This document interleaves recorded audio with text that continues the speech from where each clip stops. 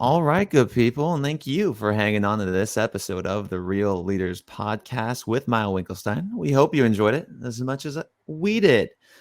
Now, Maya, let's open it up to a few questions, and we had one that flew in during this show. So if you're paying attention, if you're watching this on LinkedIn or on Crowdcast, there's a chat box on mobile right below or on the right side on your desktop. Just ask Maya your quick question there. I'll make sure to ask her right now with the time we have remaining. Maya, the first question comes in from Julie, and that asks, are women as underrepresented on the debt side as the equity side?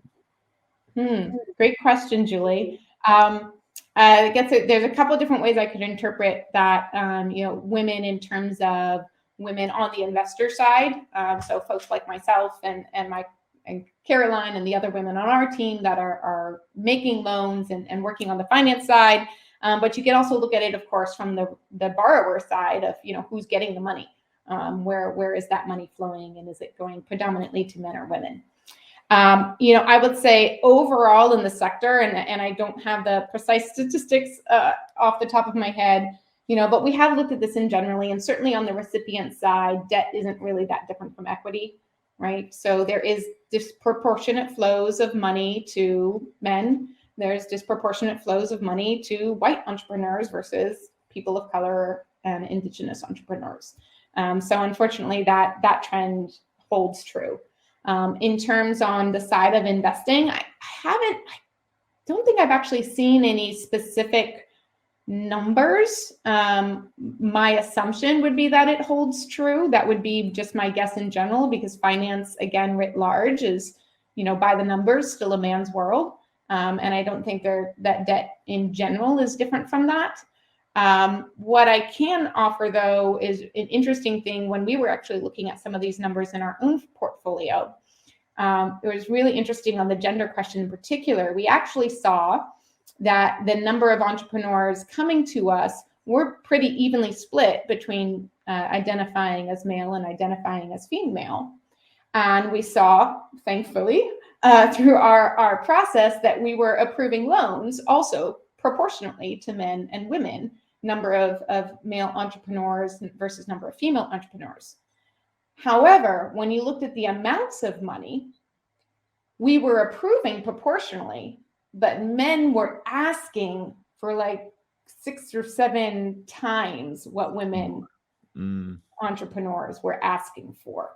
So at the end of our pipeline, more of our money was going to men, but it wasn't necessarily because we were approving it more disproportionately.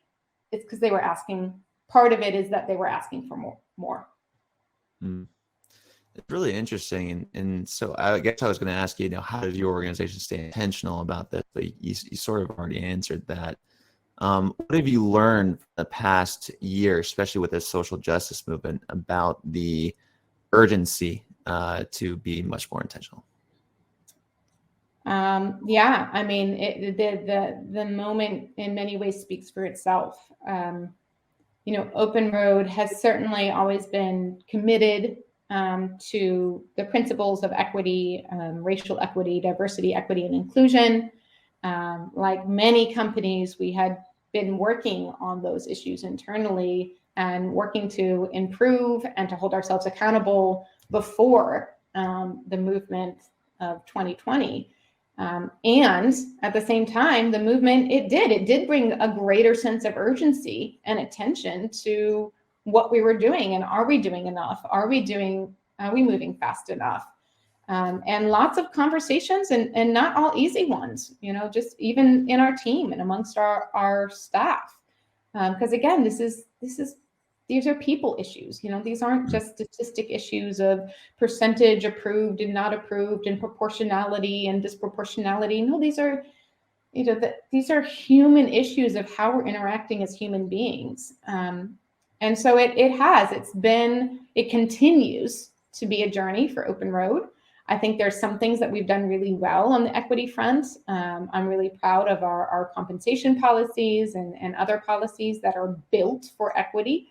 And I think like most companies, there's also areas that we're still working on to get better. Maya, I really enjoyed our conversation today. Thank you so much for coming on. Where can people find more information about Open Road or get involved? Yes. If you want to learn more, you can visit our website. It's www.openroadalliance.org, or just Google Open Road Alliance and it should pop up right there. And if you're interested in specifically our Bridge Loan Fund and the impact investing work, I encourage you to check out the Open Road Impact Fund. And if you want to get involved further, you can contact us directly via our site. So please don't hesitate to reach out. Wonderful. For Maya Winkelstein, I'm Kevin Edwards, asking you to go out there and always, folks, keep it real. This episode, by the way, folks, is going to be edited, produced, and released to Apple Podcasts, Spotify, YouTube, Google Play, all those good places you like to listen to podcasts. So if you want to do us a favor and click that link in the chat box there, leave us a review, folks. That is what makes the difference from getting this message out there to people on searches. And when they search for leadership, Maya Winkelstein shows up. So if you could leave us a review there on Apple Podcasts, we would really appreciate it. Hope you guys enjoyed the show and stay tuned for the next episode. Thank you, Maya. Thanks, Kevin.